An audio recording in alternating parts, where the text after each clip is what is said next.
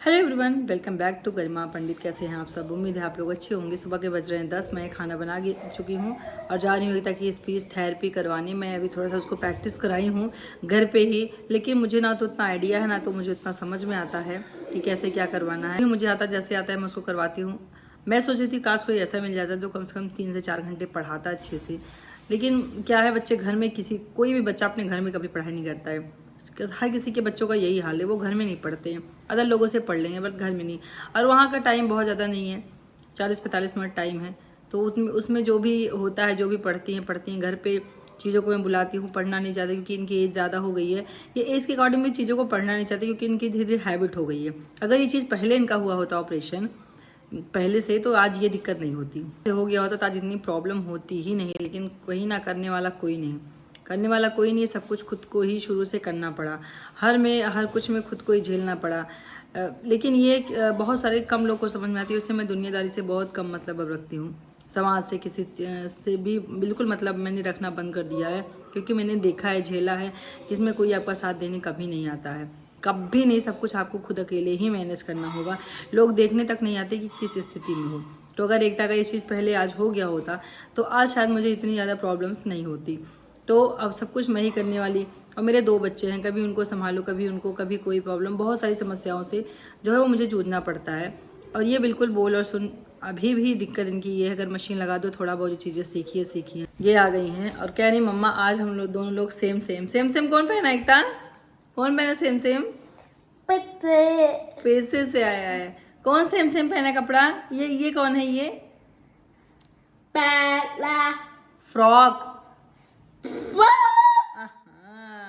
अच्छा ठीक है, तुम फ्रॉक में बोलो। कपड़ा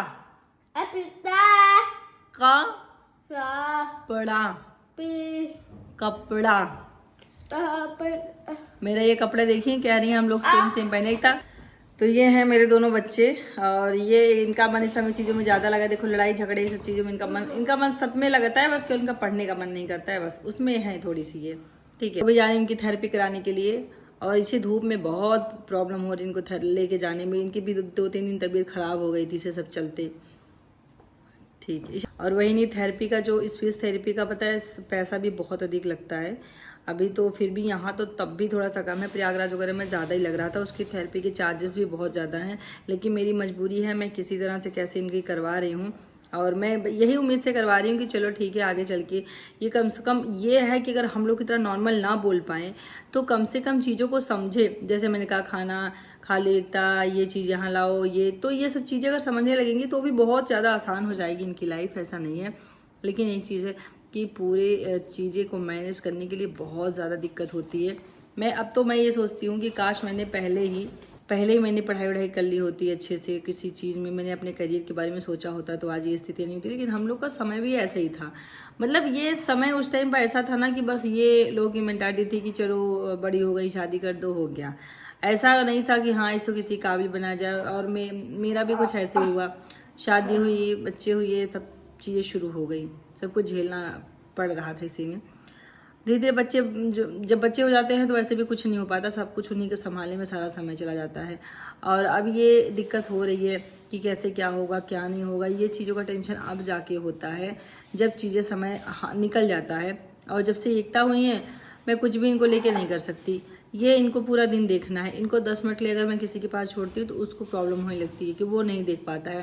ये थोड़ी सी एक्टिव भी बहुत ज़्यादा है, थोड़ी बदमाशी भी ज़्यादा करती हैं, हमेशा हर चीज़ में लगी रहती हैं। तो लोगों को ये मतलब संभालना कोई नहीं चाहता। फिर ऐसे बच्चों को लेकर कोई काम करना बहुत ज़्यादा मुश्किल हो जाता है।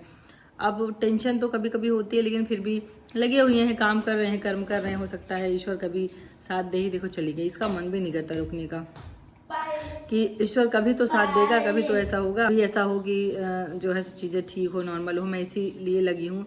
बहुत सारे लोग मैंने देखा है फेसबुक पे या इंस्टाग्राम पे बहुत गलत कमेंट भी करते हैं, बट कर ही क्या सकते हैं। उनको जो भी कहना है वो उनकी मेंटालिटी है, जो उनकी सोच है, उनकी थिंकिंग है, वो करे। बट हमें जो करना है हम करेंगे। वीडियो पसंद आए तो वीडियो पसंद आए तो शेयर लाइक करिएगा। राधे राधे।